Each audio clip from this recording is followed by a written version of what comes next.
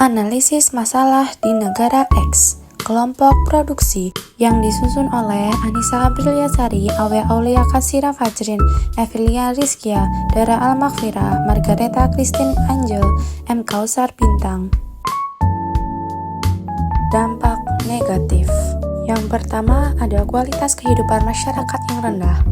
Ketergantungan pada sektor primer dan infrastruktur yang kurang memadai menghambat produktivitas dan efisiensi, sehingga menghasilkan pendapatan yang rendah. Hal ini mengakibatkan kualitas kehidupan masyarakat yang rendah, dengan akses terbatas terhadap layanan dasar seperti kesehatan, pendidikan, dan infrastruktur. Yang kedua yaitu ketidakstabilan ekonomi. Fluktuasi harga komoditas di pasar global dan ketergantungan pada sektor primer membuat ekonomi negara X rentan terhadap ketidakstabilan. Hal ini dapat mengakibatkan volatilitas harga, fluktuasi permintaan, dan ketidakamanan perekonomian. Yang ketiga yaitu ketergantungan pada sektor primer. Ketergantungan pada sektor primer menghambat diversifikasi ekonomi dan mengakibatkan ketidakstabilan pendapatan nasional.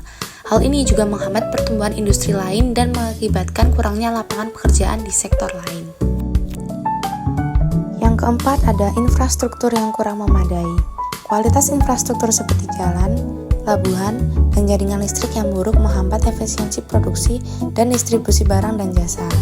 Hal ini dapat mengakibatkan biaya yang lebih tinggi dan waktu pengiriman yang lebih lama, sehingga menghambat pertumbuhan ekonomi. Yang kelima ada kualitas sumber daya manusia yang rendah. Tingkat pendidikan dan keterampilan tenaga kerja yang rendah menjadi kendala dalam meningkatkan produktivitas dan penghematan biaya. Hal ini dapat mengakibatkan kurangnya inovasi, produktivitas yang rendah, dan kurangnya daya saing di pasar global. Keenam, tata kelola yang buruk. Korupsi birokrasi yang rumit dan ketatnya hukum menghambat investasi dan pertumbuhan bisnis. Hal ini dapat mengakibatkan kurangnya kepercayaan investor, kurangnya transparansi, dan kurangnya perlindungan hak properti. Dan yang ketujuh, utang luar negeri yang tinggi. Beban utang yang besar mengalihkan anggaran negara untuk pembayaran bunga, sehingga mengurangi dana yang dapat digunakan untuk pembangunan. Hal ini dapat mengakibatkan kurangnya investasi dalam infrastruktur, pendidikan, dan sektor lain yang penting untuk pertumbuhan ekonomi. Upaya yang dapat diambil. 1. Diversifikasi ekonomi. Dengan mengembangkan sektor-sektor lain seperti manufaktur, teknologi informasi, dan industri jasa, negara X dapat mengurangi ketergantungannya pada sektor primer dan meningkatkan pendapatan nasional. 2. Peningkatan kualitas infrastruktur. Dengan menginvestasikan dana dalam pembangunan infrastruktur seperti jalan, pelabuhan, dan jaringan listrik, negara X dapat meningkatkan efisiensi produksi dan distribusi barang dan jasa, sehingga menghasilkan pertumbuhan ekonomi yang lebih tinggi. Yang ketiga, peningkatan kualitas pendidikan dan pelatihan. Dengan meningkatkan pendidikan dan pelatihan tenaga kerja, negara X dapat meningkatkan keterampilan dan produktivitas tenaga kerja, sehingga meningkatkan daya saing di pasar global. 4. Reformasi tata kelola pemerintahan.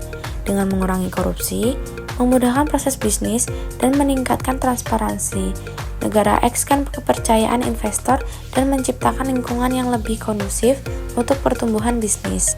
Dan yang kelima yaitu mengurangi utang luar negeri.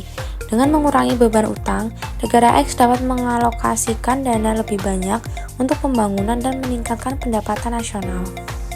Pelajaran yang dapat diambil. Yang pertama yaitu pentingnya diversifikasi ekonomi. Diversifikasi ekonomi dapat membantu mengurangi ketergantungan pada sektor primer dan meningkatkan pendapatan nasional. Dan yang kedua yaitu peran infrastruktur dalam pertumbuhan ekonomi. Investasi dalam infrastruktur dapat meningkatkan efisiensi produksi dan distribusi barang dan jasa, sehingga menghasilkan keuntungan. Terima kasih sudah menonton video sampai akhir. Semoga video ini dapat bermanfaat bagi kita semua. Sampai jumpa.